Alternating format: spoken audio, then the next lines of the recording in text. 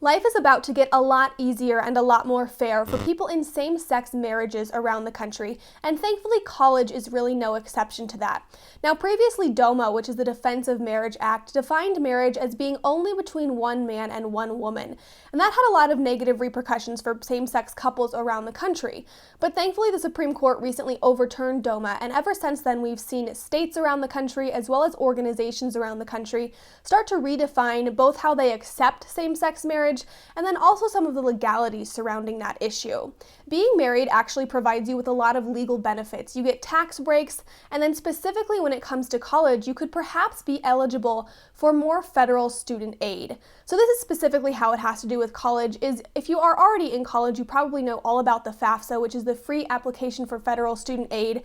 You have to fill that out every January, and it basically calculates how much federal student aid you're actually eligible for. Well, for the very first time starting this January, the Education Department and the FAFSA will start treating people in same-sex marriages the very same way that they treat straight heterosexual marriages.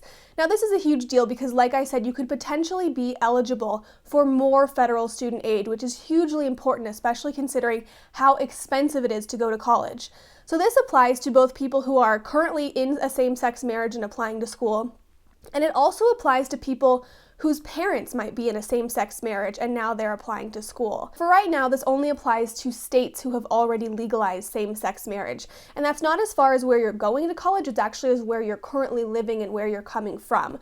So if you're in a state that has legalized same-sex marriage, when you go to apply for that FAFSA, when you go to fill it out, they will recognize your marriage or your parents' marriage the very same way they would recognize a straight marriage. Now, ideally, someday this will spread to all states, whether that's through all states accepting same-sex marriage and legalizing same-sex marriage, or whether it's through the FAFSA saying, if you're in a domestic partnership, if you're living together, we're going to consider you in a marriage, whether you're a same-sex couple or a straight couple. So like I said, it's not perfect yet, but it's definitely a step in the right direction. Hopefully this will open up a lot more opportunities for people in same-sex marriages.